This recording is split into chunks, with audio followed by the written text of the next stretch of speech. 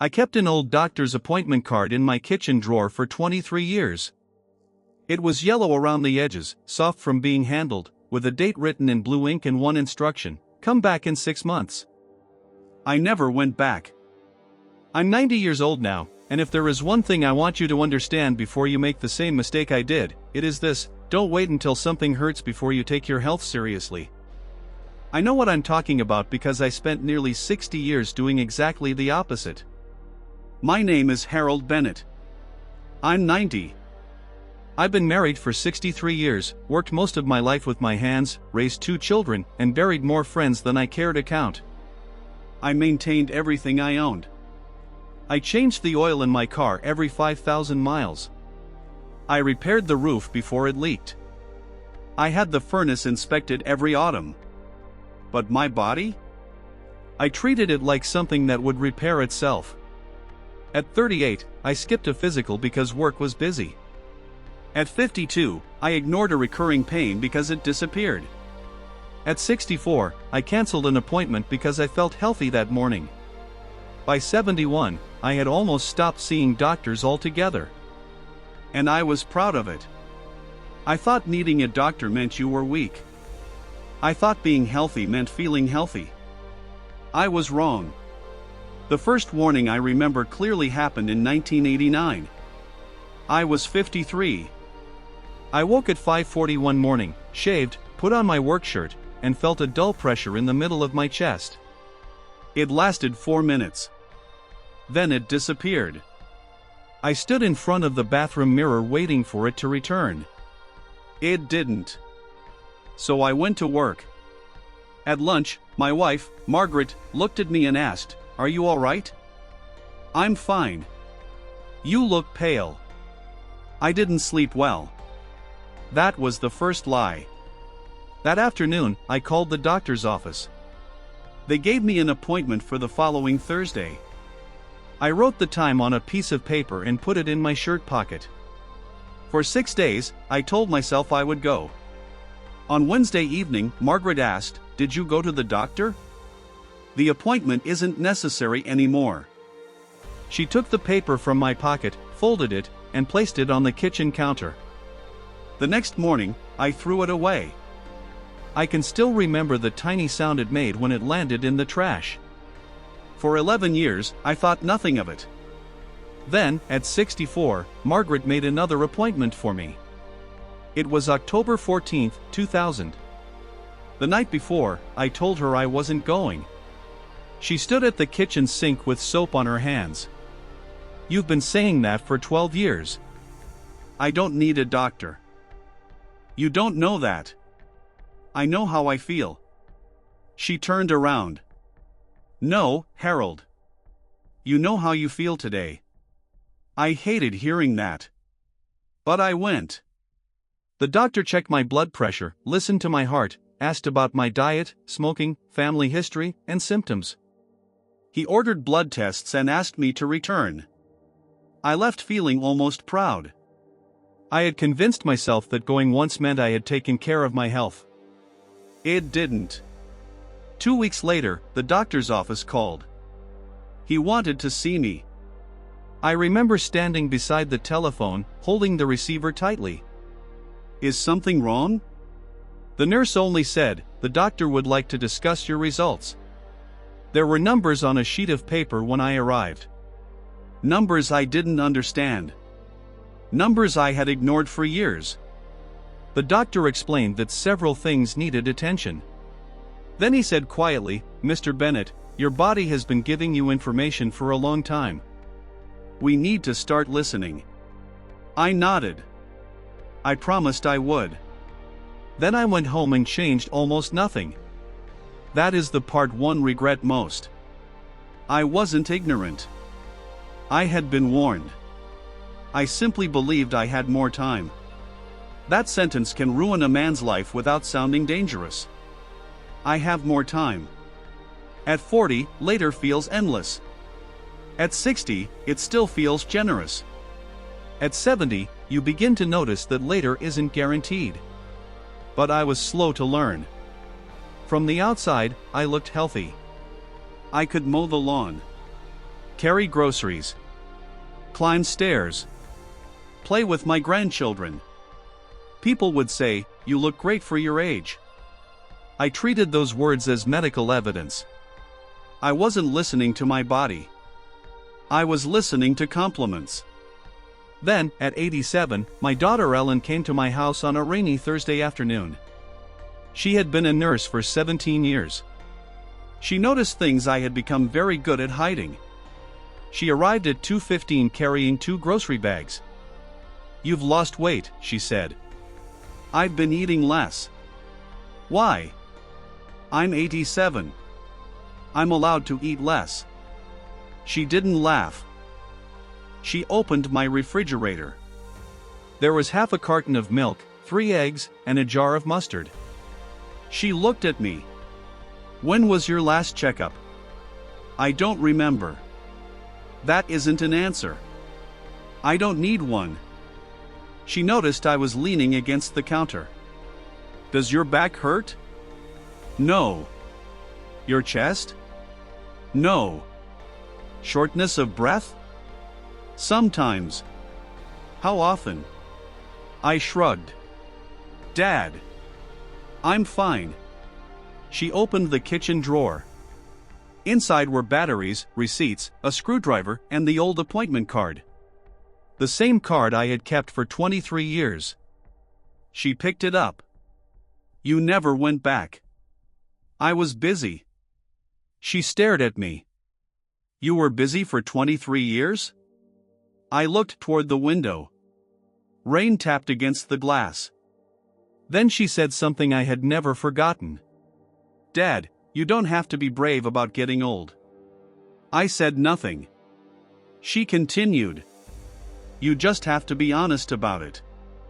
I wish I could tell you that I changed that day. I didn't. 3 months later, my old friend Walter died. He was 89. We had known each other since 1962. Walter walked every morning, watched what he ate, and kept every doctor's appointment. I used to tease him. One Saturday morning, his wife answered my call. Walter had died 2 days earlier. A stroke. I sat on my bed with the telephone still in my hand. For the first time, I understood something about Walter. He hadn't taken care of himself because he thought it would make him immortal. He did it because he knew he wasn't. That afternoon, I thought about every appointment I had skipped. Not the dramatic ones. The ordinary ones. The 6-month follow-ups. The blood tests. The questions I answered with "I'm fine." Each one had seemed small. Together, they formed the story of my life. I had spent decades maintaining things I could replace while neglecting the one thing I couldn't. My car could be repaired. My roof could be replaced. My furnace could be replaced. My body could not.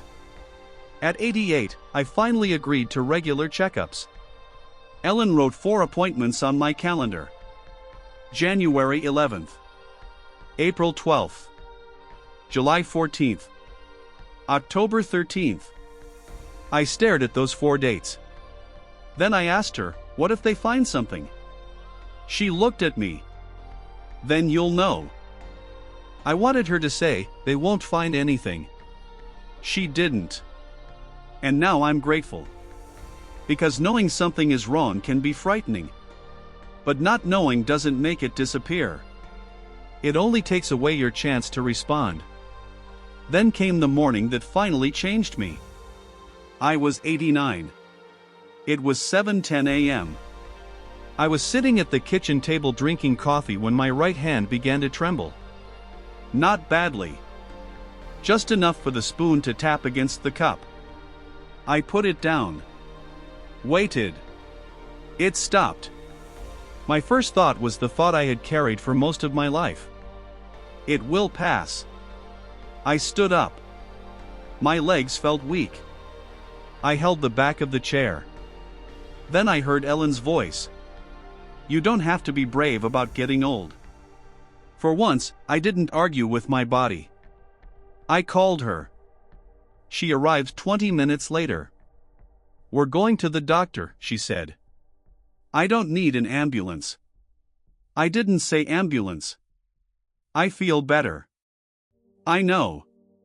She picked up my coat. "That's why we're going now." At the clinic, the waiting room smelled like disinfectant and coffee. 6 people sat around me. A young mother holding a baby. An elderly couple whispering. A man reading a newspaper. And me. I watched the clock. 9:42. 10:15. 10:50. For years, I had considered time in a doctor's office wasted.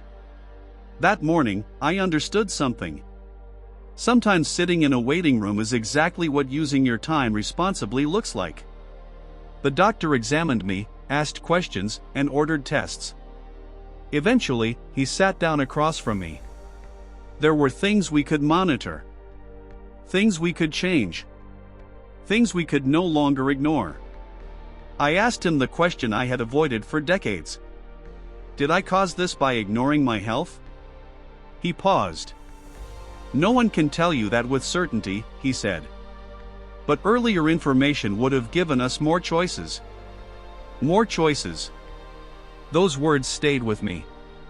I had spent my life thinking I was avoiding bad news. What I had really been avoiding was information. And without information, I was giving away choices. Every missed checkup. Every ignored symptom. Every "I'll do it later." I had been quietly reducing the number of things I might be able to do later. On the drive home, I noticed the old appointment card sitting on the dashboard. I had brought it with me. The paper was soft. The ink was faded. I looked at the date. 23 years earlier. I started laughing. Ellen looked at me. "What?" "I've carried this stupid card around longer than I ever carried a wallet." Then I stopped laughing. I wasted a lot of time. She pulled the car over. The engine went quiet. Then she looked at me and said the sentence that finally broke through every excuse I had made in 90 years. "Dad, you keep saying you don't want to know what's wrong with you." She paused. "But what you really don't want is to find out that you waited too long." I looked down at my hands. They were old hands. Thin skin. Raised veins. Brown spots across the knuckles. Those hands had built furniture, changed tires, painted walls, held my wife's hand, and held my grandchildren. I had treated them like tools. I had never thanked them for carrying me this far. I folded the appointment card in half. Not to throw it away. To keep it. I put it in my wallet. From that day forward, I kept every appointment. Not because I stopped being afraid. I didn't. I was still afraid of bad news. But I finally understood something. A bad result found early is information. A bad result found late can become a sentence. Sometimes the difference is simply whether you were willing to sit in a doctor's office. That day, I stopped calling checkups unnecessary. I stopped confusing ignorance with strength. I finally listened. I used to call medical checkups a nuisance. Now I call them information appointments. That is the name I wish someone had taught me when I was 40. You don't go because you know something is wrong. You go because you don't know. You go to find out. At 90, I have one question I ask myself. What am I assuming that I actually need to know? Sometimes the answer is nothing serious. Sometimes it's a number that needs watching. Sometimes it's a habit that needs changing. Sometimes it's news you would rather not hear. But knowing gives you something refusing to know never can. A choice. If you're thinking, "I'm fine. I don't have any symptoms," I understand. I said those words for decades. But ask yourself. How do you know? Not how do you feel. How do you know? There is a difference. Taking care of yourself doesn't always look heroic. Sometimes it looks like writing an appointment on a calendar. Sometimes it means telling a doctor about something you've been embarrassed to mention. Sometimes it means getting a routine checkup while feeling perfectly healthy. There is no applause for any of it. You simply go home, make dinner, go to bed, and maybe you get another ordinary morning. At 90, ordinary mornings are my favorite kind. The kettle at 6:30. Sunlight across the kitchen floor. My daughter's name on my phone. Cold air against my face when I step outside. I used to chase exciting days. Now I understand the value of ordinary ones. Health isn't only about adding years. It's about protecting what you can still do with them. I am not telling you that doctors can prevent everything. They can't. I'm not telling you every checkup will bring good news. It won't. And I'm not telling you to become frightened of every ache. Fear is not the lesson. Attention is. For 60 years, I thought courage meant refusing to worry. Now I think courage sometimes means making the appointment while you're worried. Walking through the clinic doors anyway. Sitting in that uncomfortable chair. Answering honestly. Hearing something you don't like and deciding what to do with it. If you're thinking, I'll start next month, I know that sentence. I lived inside it. Next month became next year. Next year became another decade. Eventually, I was 89 years old, holding an appointment card older than some of the people treating me. Don't make my mistake. You don't need to become obsessed with your health. You don't need to live in fear. You simply need to stop pretending that not looking means nothing is there. Every evening, I check the calendar beside my kitchen door. If I have an appointment coming, I circle it. I don't erase it. I don't move it because I'm busy. I don't tell myself I'll reschedule later. I circle it. Because that little circle means something I didn't understand for most of my life. It isn't just an appointment with a doctor. It is an appointment with the truth. And the truth is easier to live with when you meet it early. That old appointment card is still in my kitchen drawer. The corners are bent. The ink is almost gone. Sometimes I hold it near the window and look at the date from 23 years ago. A date I once considered unimportant. A date I once threw away. I keep it because I don't want to forget the man who did that. He wasn't stupid. He wasn't careless with everything. He loved his wife. He worked hard. He raised his children. He repaired broken things.